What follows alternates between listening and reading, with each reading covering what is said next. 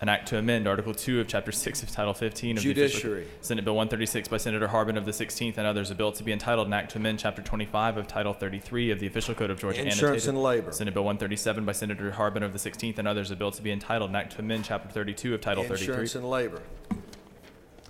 Senate Bill 138 by Senator Miller of the 49th and others, a bill to be entitled an act to amend Title 49 of the Official Code of Georgia annotated relating to social service. Health and Human Services. Senate Bill 139 by Senator Harper of the 7th and others, a bill to be entitled Agriculture. Senate Resolution 290 by Senator Gooch of the 51st, a resolution dedicating the Appalachian Parkway and for other Transportation. purposes. Senate Resolution 292 by Senator Orrock of the 36th and others, a resolution commending Medicare on its 50th Health anniversary. and Human Services. Senate Resolution 296 by Senator Henson of the 41st and others, a resolution recognizing Senator Lawrence Bud Stumbaugh. Transportation. Mr. President, this completes the order. First reading and reference of House bills and resolutions. House Bill 95 by Representative Tanner of the 9th and others, a bill to be entitled an act to amend Code Section 36-83-8 of the Official Code of Georgia annotated relating Slow to go general. House Bill 100 by Representative Dixon of the 6th and others, a bill to be entitled an act to amend Chapter 2 of Title 20 of the Official Code of Georgia annotated. Education and Youth. House Bill 160 by Representative Shaw of the 176th and others, a bill to be entitled an act to amend Chapter 2 of Title 33. Insurance and Labor. House Bill 164 by Representative Martin of the 49th and others, a bill to be entitled. Education and Youth. House Bill 198 by Representative Dempsey of the 13th and others, a bill to be entitled an act to Health amend and Human Services. House Bill 227 by Representative Duncan of the 26th and others, a bill to be entitled an act to amend. Finance. House Bill 292 by Representative Knight of the 130th and others, a bill to amend. Finance. Mr. President, this completes the order. Secretary will read reports of standing committees. Mr. President, the Senate Committee on State and Local Governmental Operations has had under its consideration the following legislation and has instructed me to report back the same to the Senate with the following recommendation: that House Bill 300 do pass by substitute. Respectfully submitted, Senator Albers of the 56th District Chairman. Mr. President, the Senate Committee on Health and Human Services has had under consideration the following legislation and has instructed me to report back the same to the Senate with the following recommendation: that House Bill 86 do pass. Respectfully submitted, Senator Unterman of the 45th District Chairman. Mr. President, the Senate Committee on Natural Resources and Environment has had under consideration the following legislation and has instructed me to report back the same to the Senate with the following recommendation: that Senate Resolution 26 do pass. Respectfully submitted, Senator Tollison of the 20th District Chairman. Mr. President, this completes the order.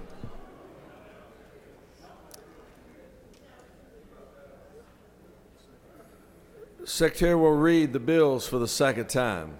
Senate Bill 88 by Senator Jones of the 25th and others, Labor and Industrial Relations, provide for payment of wages by credit to payroll card provisions. Senate Bill 100 by Senator Harper of the 7th and others, Motor Vehicles and Traffic, provide for applicability with current federal regulations and safe operations of motor carriers and commercial motor vehicles. Mr. President, this completes the order. It is now time for the morning roll call. Time for the morning roll call. Are there any motions to excuse? The chair recognizes Senator from the 52nd. Thank you, Mr. President. I request that you excuse the senator from the 37th for business inside the Capitol. 37th, without objection, Senator will be excused. Chair recognizes Senator from the 9th. Mr. President, I ask for unanimous consent for the senator from the 11th for business outside the Capitol. The 11th, without objection, Senator will be excused. So chair recognizes Senator from the 41st or 38th.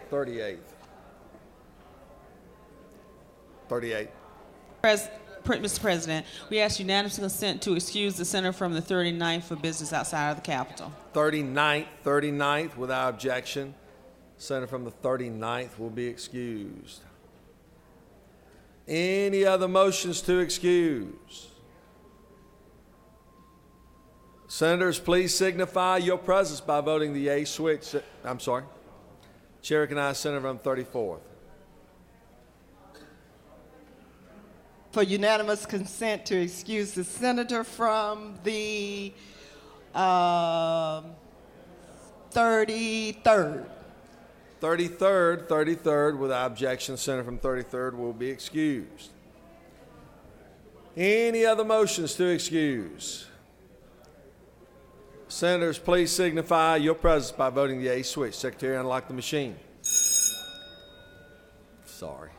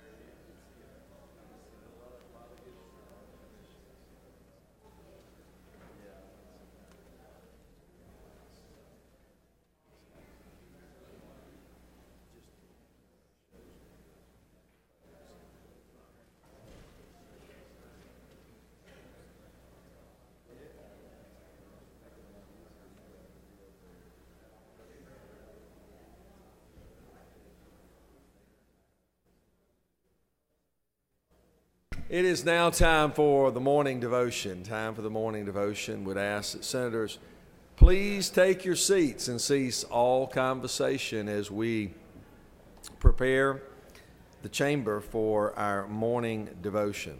It is now my distinct honor to call upon the very distinguished senator from the 45th to lead us in our pledge and introduce our very special chaplain of the day.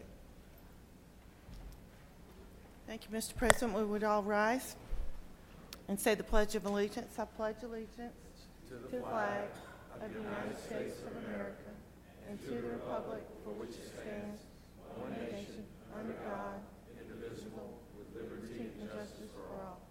And now the Georgia flag. Pledge allegiance to the Georgia flag and to the principles for which it stands, wisdom, justice, and moderation.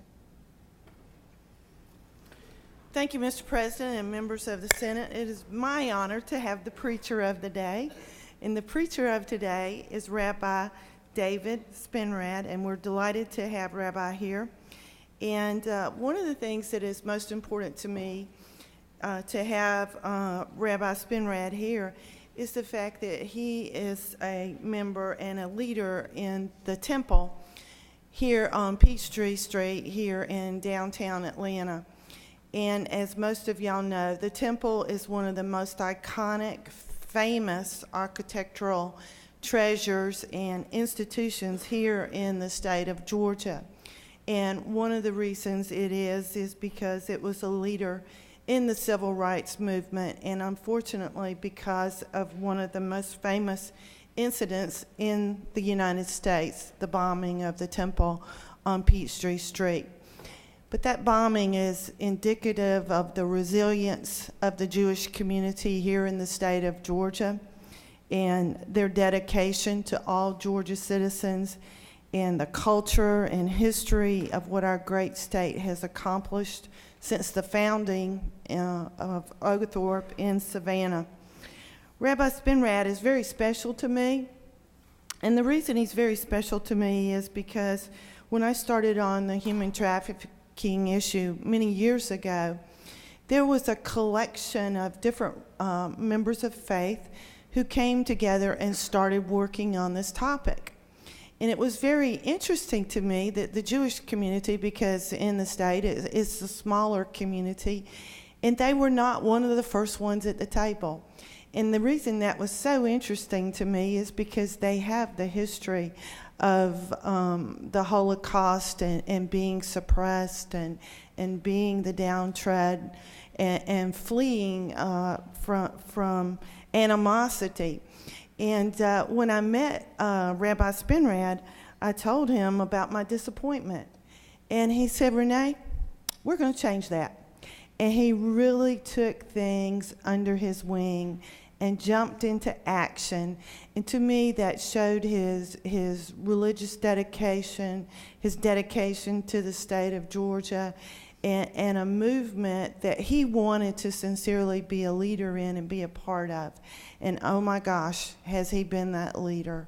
He has sprung into action and just changed and helping change a culture here in the state of Georgia. And I'm just so grateful that God put him in my path and that we are together and that he has shared many, many things, not with just me, but a lot of y'all here. So with that, Rabbi Spinrad graduated from the University of California, Davis, and he also was at a place very dear and near to my heart in Cincinnati, Hebrew Union College. And if you've never been to Hebrew Union College, it's one of the most beautiful campuses and inspirational institutions in the United States.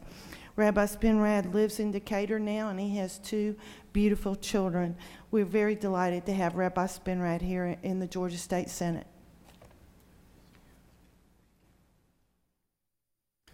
Good morning. Lieutenant Governor Cagle, members of the Senate, it's my privilege this morning to offer words of inspiration and a prayer to the Eternal, that wisdom and discernment be with you, our public servants. My special thanks to you, Senator Unterman, for your warm introduction and for your enduring commitment to the children and to the women of our state. My name, as the senator said, is Rabbi David Spinrad, and I am a rabbi at the temple in Midtown. We are Atlanta's oldest and largest Jewish congregation, with our beginnings going back to 1867. And although we have a very rich history, we strive not to live in the past, but in this powerful present, with our eyes and our hearts on a bright future for our city and for our state. According to Jewish tradition, for 3,300 years, ever since Moses received the Torah up on top of Mount Sinai, those 5 books of Moses, long ago, it's been our way to turn to the sacred text for inspiration and for guidance. We do this chronologically with a weekly reading from the Torah. This week in the Torah, the ancient Israelites are instructed on the building of the tabernacle, the portable meeting place between them and God as they made their way through the wilderness.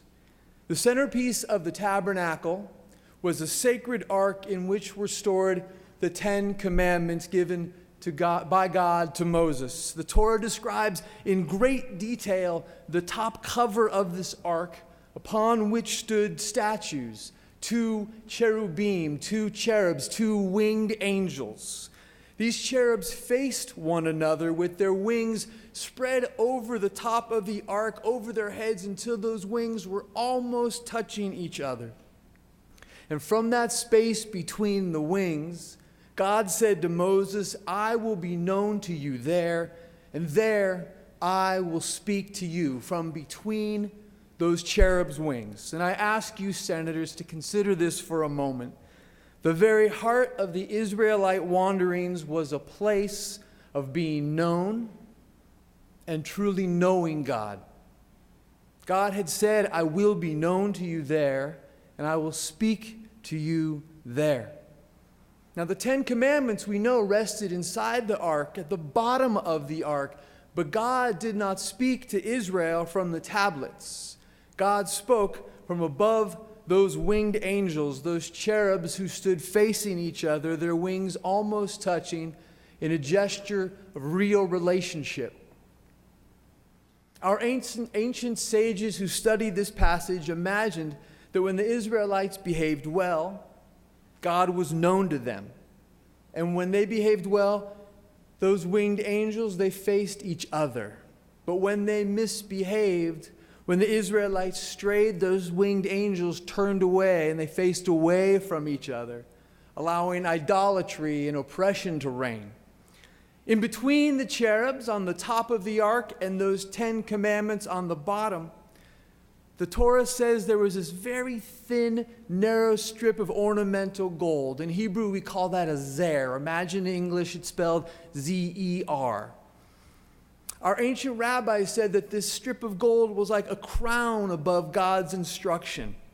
However, in the Torah, the Hebrew has no vowels, and it's possible to read that same word, zer, as zar, Z-A-R. Imagine that. Instead of zer, a crown, zar. In Hebrew, the word zar means a stranger. And senators, I leave you with this thought that the implication is clear.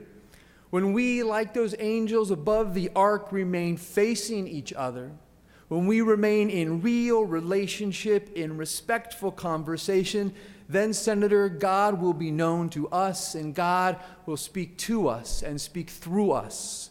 When we face each other, when we embrace the essential humanity in one another, and when we remember that at the end of the day, most of us want most of the same things most of the time, then God is known to us and God speaks to us.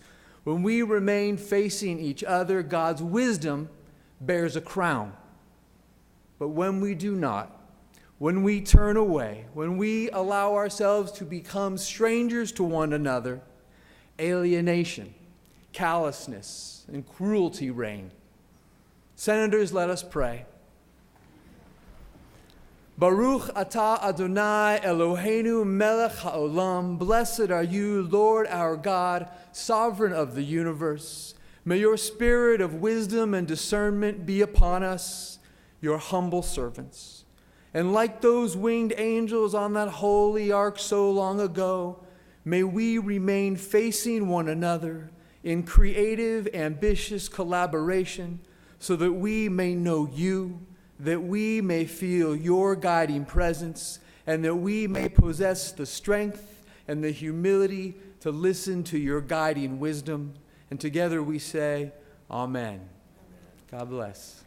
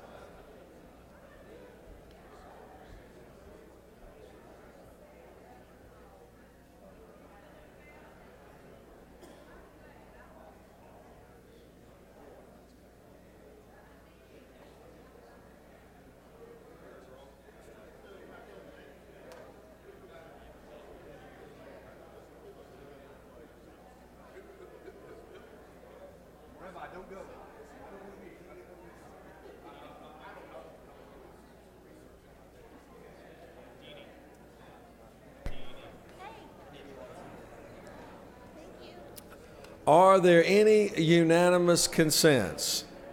Does any senator wish to rise on a point of personal privilege? Yes. Chair recognizes Senator from the 4th. Please give the Appropriations Chairman your attention for a moment, please. Thank you, Mr. President. Ladies and gentlemen, I have a couple of things I wanted to discuss quickly with you this morning. I had a question yesterday about the federal judge's decision on the $90 million in the Department of Community Health. had some communication from the Department of Community Health on the process, and I thought I'd share that with you just to be sure everybody knows. I don't see the senators from the 25th, I guess it is, but I'll relay it to him. The CMS has 60 days to appeal the judge's ruling, and actually that appeal is to the D.C. Court of Appeals, I understand. The DCH believes that it may be years before we see the actual credit from this. You know, I have no idea, but I wanted you to know what the process was for the appeal. It does appear, though, that when I said I didn't believe that would be a player in our budget process this year, that is correct. The second thing is I want to apologize to you, and just, you know, the truth is the most disarming thing you can do. Yesterday, your handout on the amendment was 1 page short, and nobody caught the fact that when we reprinted the handout, the amendment from the House, that somehow a page got lost in the process. In your book this morning is the 4-page document plus the cover page. The page that was missing, though, I did go over that, and it was the page for the Judicial and Court of Appeals and so forth.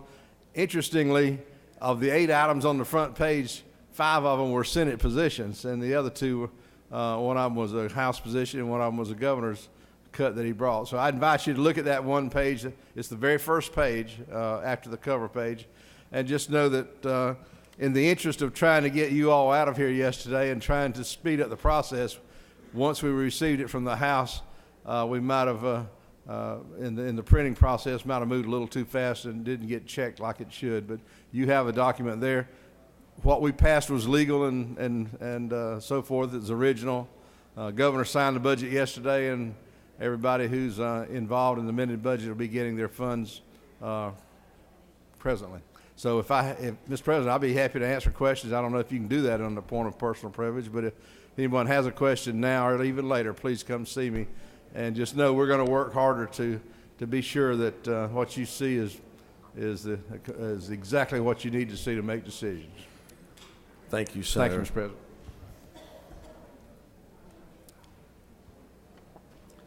Any resolutions? We do. Secretary will read a resolution.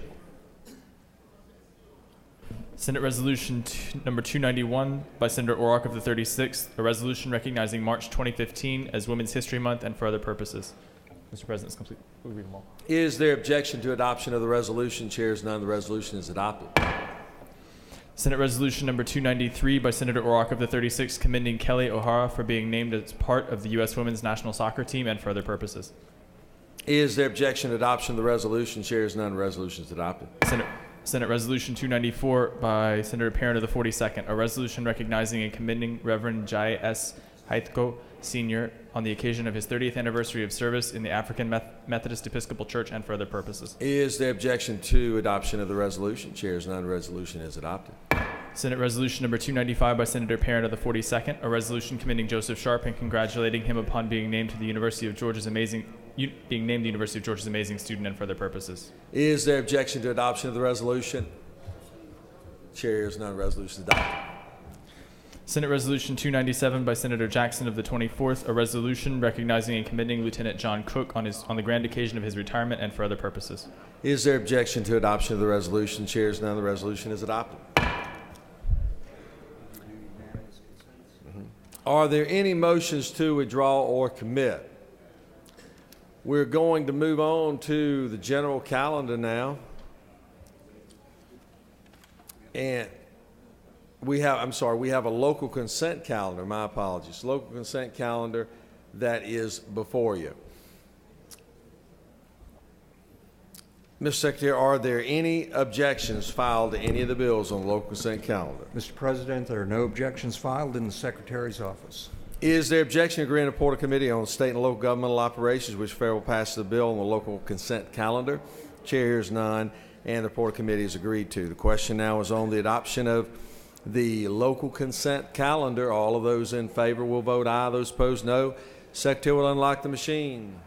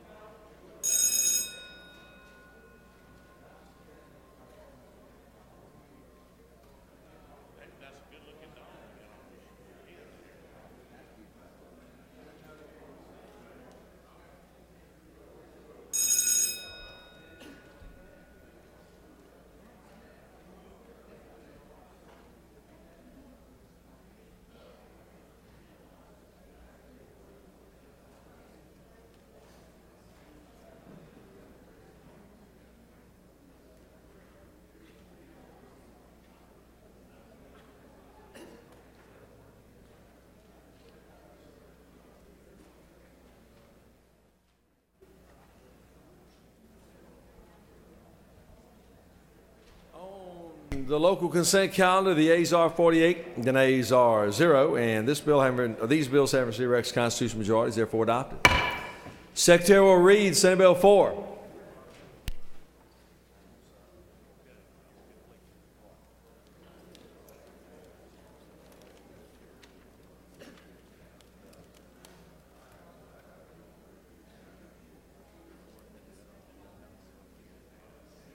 Senate Bill 4 by Senator Gooch of the 51st, a bill to be entitled an act to amend Chapter 61 of Title 36 of the Official Code of Georgia annotated relating to urban redevelopment for counties and municipal corporations so as to provide for the use of surface transportation projects in urban redevelopment areas, to provide for definitions, to provide for public contracts with private enterprises for the completion of the surface transportation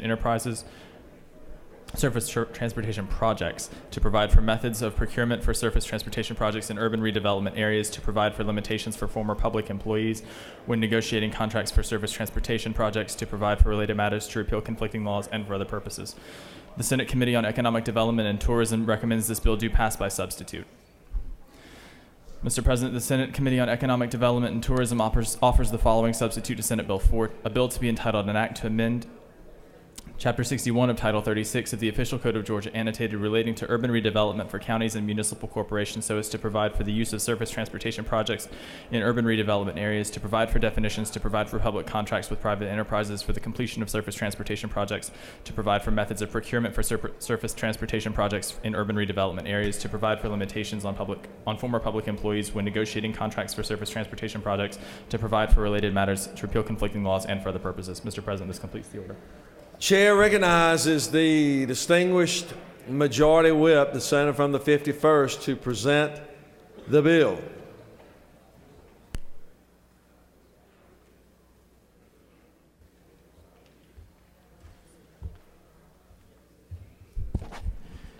Good morning, colleagues.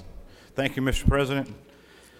Senate Bill 4 is an economic development bill. It's about jobs in Georgia.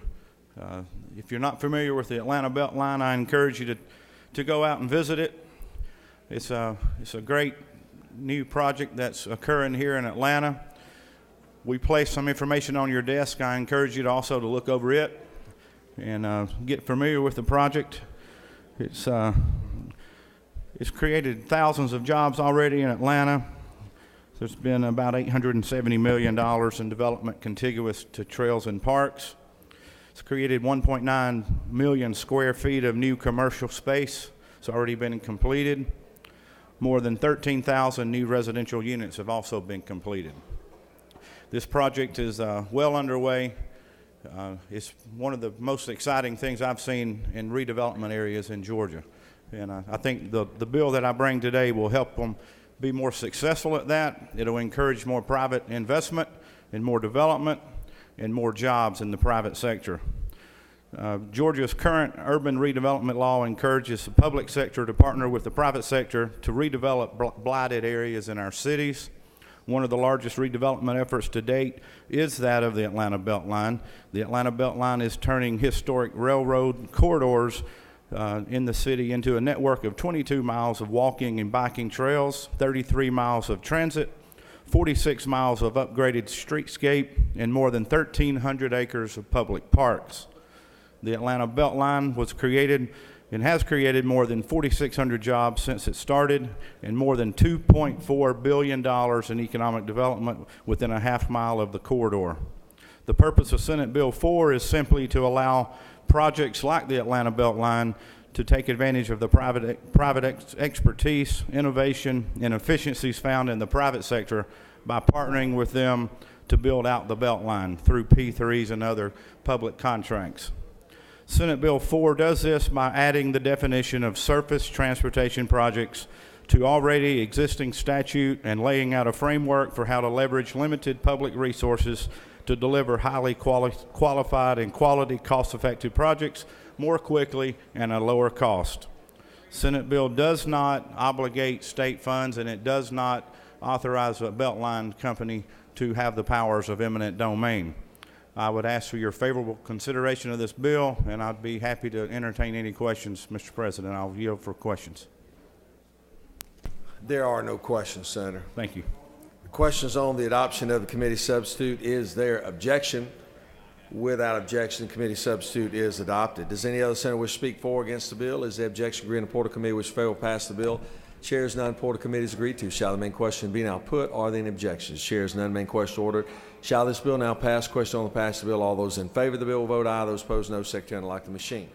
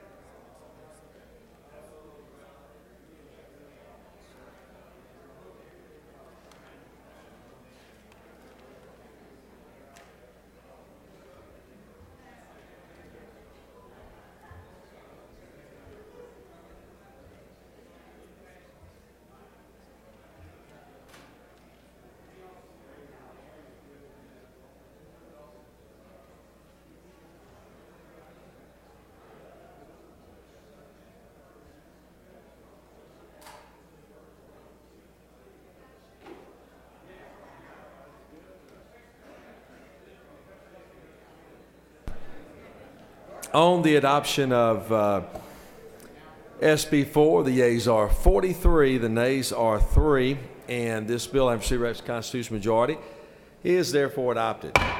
Secretary will read Senate Bill 72. Senate Bill 72 by Senator Mullis of the 53rd, a bill to be entitled an act to amend Title 16 of the Official Code of Georgia annotated relating to crimes and offenses so as to provide a measure of equivalency in the punishment of crimes committed against police dogs and the performance of their official duties as to that of peace officers, to provide for a short title, to provide for related matters, to repeal conflicting laws, and for other purposes. Mr. President, the Senate Committee on Public Safety recommends this bill do pass by substitute. Mr. President, the Senate Committee on Public Safety offers the following substitute to Senate Bill 72. A bill to be entitled an act to amend Part 1 of Article 4 of Chapter 11 of Title 16 of the Official Code of Georgia annotated relating to the general provisions regarding dangerous instrumentalities and practices so as to revise penalties regarding destroying or injuring a police dog or police horse, to provide for definitions to create the offenses of harming a law enforcement animal in the fourth, third, second, and first degrees, to provide for exemptions, to provide that the autopsy of a law enforcement animal murdered in performance of its official duties shall be conducted by the Georgia Bureau of Investigation, to provide for a short title, to provide for related matters, to repeal conflicting laws, and for other purposes. Mr. President, this completes the order.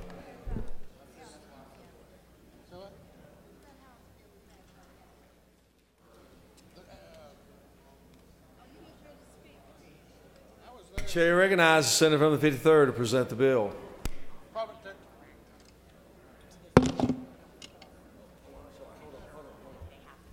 Thank you, Mr. President. Ladies and gentlemen, my colleagues, first I want to thank you for your very kind remarks during my illness yesterday. Thank you for all you've done for me. I want to tell you a story that has got us to this point with Senate Bill 72. Last year, the Walker County Sheriff Department responded to an incident where a man with a felony warrant and abuse to a lady in Walker County. The felony was actually from Idaho. They went to arrest this gentleman. Well, he wasn't a gentleman, but he was in the woods in a desolate area on top of Lookout Mountain in the middle of nowhere, in a trailer in the woods. Well, the Walker County Sheriff Department went to the scene, and the commander decided to use Deputy Brown and a K-9 dog, Tanya, to first go in. And of course, as they always do, they announced that this is Deputy Brown. I have a canine unit. Come out with your hands up or we're going in, or we're coming in. And that was done over loudspeaker 4 times. So they went to the door of the trailer. Officer Brown and Tanya. They open the door, they go in, and BAM! They shot Tanya and the officer trying to make the arrest. And even though Tanya was shot by a shotgun, the training that Tanya had received regarding protecting her partner, protecting the community, and giving the command to apprehend the suspect, to hold the suspect, Tanya, even after being shot, chased the subject into the bedroom as he fled out the window. At the same time, tear gas canisters were fired. The trailer erupted in flames.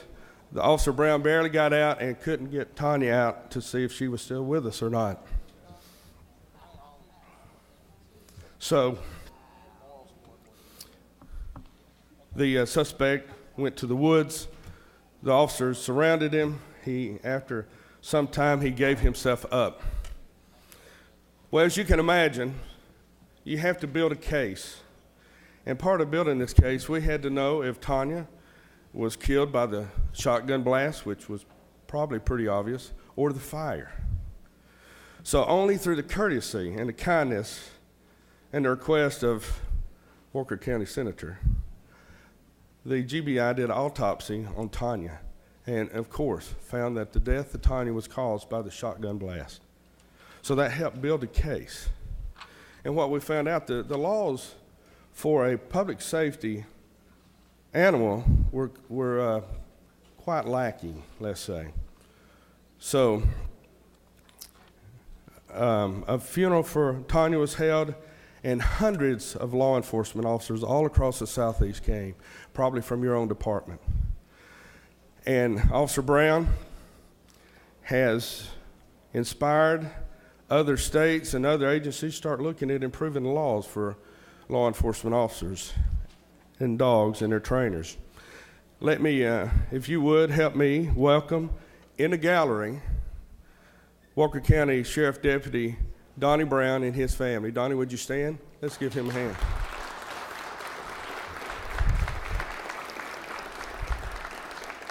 Thank you. Donnie is only here today because of the sacrifice of Tanya, the canine unit. Let me go over the bill with you. The summary. This new bill establishes crimes and punishments for harming and killing a law enforcement officer or, in a substitute, a law enforcement animal.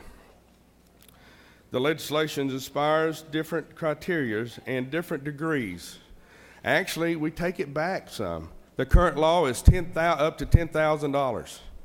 This law gives the judge the discretion of time up to 12 months for the 4th degree or up to $5,000 fine. And that is if the public safety animal is harmed. Now, there's a key word here, and the key word is knowingly. They have to know that it's a law enforcement officer or an animal or a public safety animal. And the handler or the officer has to give the command. The dog has to be in a command stage, given a command before all these laws go into effect. The 3rd degree, in which causes physical injury to the law enforcement animal, is a misdemeanor of high and aggravated nature, and it does 6 to 12 months or a fine up to $10,000. And then the 2nd degree is harm an animal that it cannot recover from, and then of course the fine could be the replacement of the animal. And let me tell you, a law enforcement animal is not an inexpensive thing. Of course, it's a wonderful animal, but it costs about $10,000 to pay for this animal and up to $20,000 to train the animal. And then the law enforcement officer, you could be talking up to $60,000 of taxpayers' money to pay for a well-trained law enforcement animal and the handler. Then, of course, the 1st degree, knowingly, remember the key word, knowingly, causing death to a law enforcement animal, and that's the greater fine, up to $20,000 and up to 5 years in prison. So, ladies and gentlemen, this is a serious issue. You see on your desk that we have support from our law enforcement agencies around the state, the Sheriff's Association, the Police Chiefs Association, the Public Safety here in Georgia, the State Patrol, and the Prosecuting Attorney's Office. And I'd like to thank them for help in making this a balanced issue. Nowhere in this it talks about murder, and nowhere in this is it extreme. We have checked in many other states, about half the states in the nation have something similar to this. The extreme is Washington State at $250,000 fine.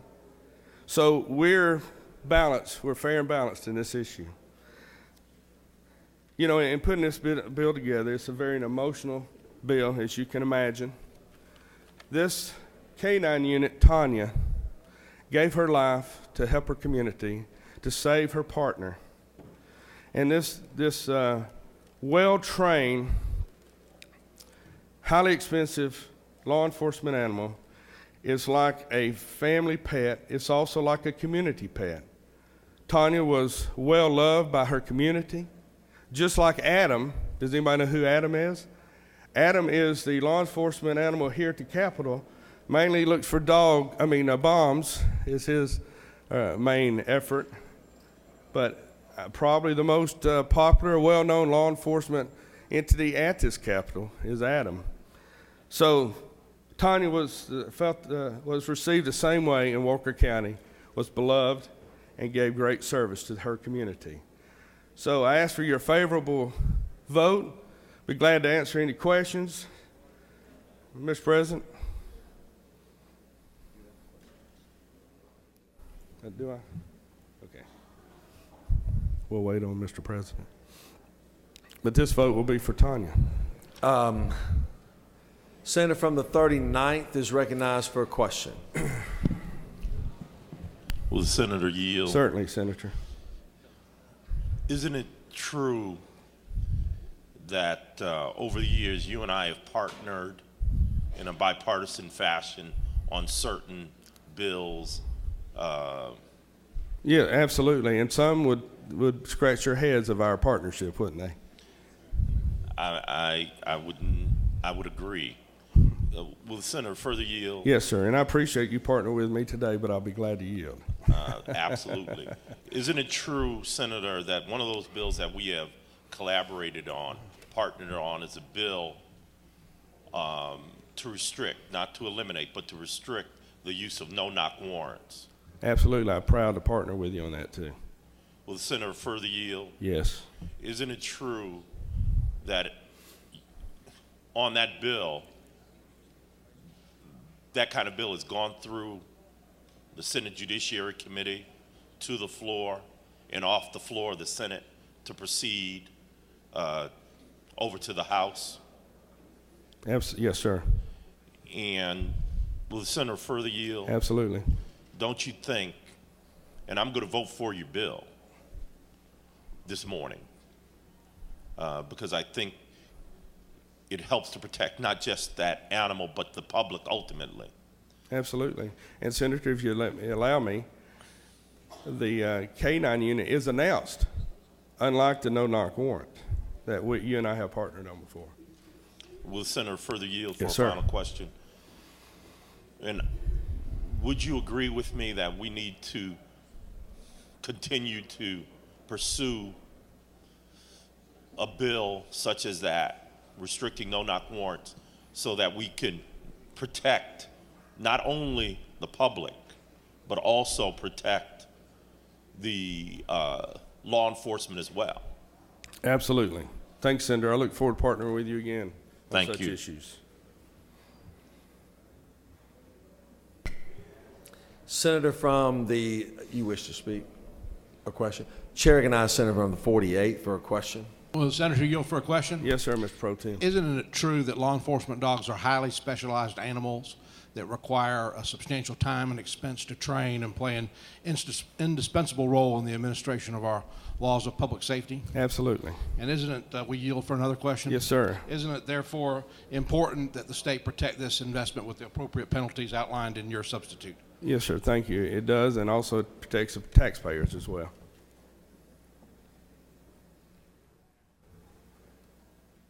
Chair recognizes Senator from the 34th for a question. Thank you, Mr. Chairman. With Senator yield? Certainly, Senator, and thank you for your help in public safety earlier. You're quite welcome. I mean, I think this is very, very important, particularly for another officer and putting them in harm's way. But my question to the senator, if you will yield, is the handlers or the trainers who trains these officers of police force, if those, I'm still going to refer to the officer as dogs, sure, does something that they should not have done, who's going to be held accountable? Is that the handler or the trainer? Well, in some cases, it's both. It's the same person. So through the court system, that would be, I guess, whoever owns the dog would be the responsibility, which would be the local law enforcement agency, I'd say. And if you will further yield, is Certainly. that in the bill to address that? Because I think accountability as we move forward needs to be spelled out, because oftentimes our beloved pets, as well trained as they are, still might do something that we had not anticipated. And we want to make sure that everybody's covered. And if that be the handler and the trainer who is one and the same, then I'd like to see that as an amendment if it's not already in there. It's currently already in there. It talks about that in the defense of the person that is attacked. If it's not, if the handler does not give the command, it talks about the agency and their liability or responsibility. One last follow-up. Sure. It's my understanding that the dogs are trained to bite and hold, and given that when they do anything beyond that, that was my reasoning for the Sure. questioning. So where is it in the bill that it's addressed so I can just follow through on that? Well, I'm not sure if that part is addressed exactly, because that's in the training of the animal, and of course that is the knowingly part of the attack or the command given. That's not specifically of what that dog does. However, as you and I learn in the committee about the grab and hold, right. and it's not to maul the bad guy, it's to grab and hold so that the police officer can obtain a suspect.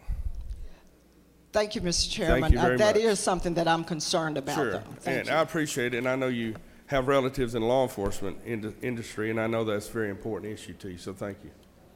Chair recognizes Senator from the 7th, Chair of Public Safety.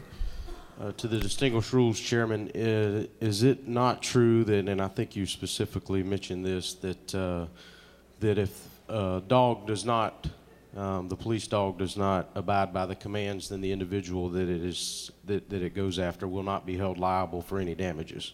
That is true. Is it not further true, if you would yield to a further Certainly. question, that under normal circumstances, law enforcement does not release these animals unless it is in normal conditions that the individual that they're going after has committed a felony, and after multiple announcements that they're sending in a law enforcement animal after that individual? Is that not true? Very true. Thank you, Mr. Chairman. Thank you. And again, thanks for your help and your leadership in the committee, Mr. Chairman.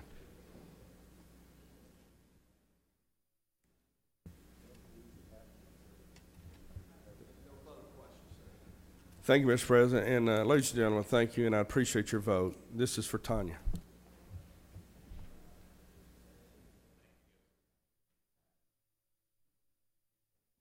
Questions on the adoption of the committee substitute. Is there objection? Without objection, committee substitute is adopted. Does any other senator wish to speak for or against the bill? Is there objection? Agree in the report of committee which fail pass the bill? Chair hears none. Report of committee is agreed to. Shall the main question be now put? Are there any objections? Chair hears none. Main question is ordered. Shall this bill now pass? The question is on the pass of the bill. All of those in favor of the bill will vote aye. Those opposed, no. Secretary will unlock the machine.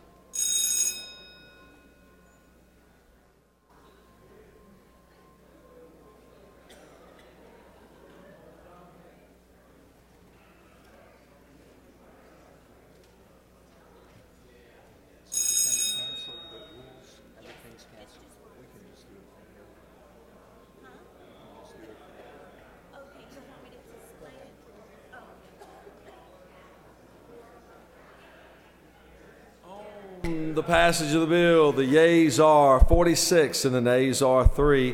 And this bill, Alabama City Rex constitutional majority, is therefore adopted. Chair recognizes the distinguished majority leader. Thank you, Mr. President. I move the Senate stand adjourned pursuant to Senate Resolution 167 till 10 a.m. on Monday, February 23rd. 10 a.m. on Monday, February the 23rd. Read the announcements. The Rules Committee will meet upon adjournment. Mr. President, this completes the order. Any other announcements? The majority leader has moved that the Senate stand adjourned until 10 a.m. Monday, February the 23rd. All those senators in favor will say aye. All those opposed, no. The ayes clearly have it. We stand adjourned.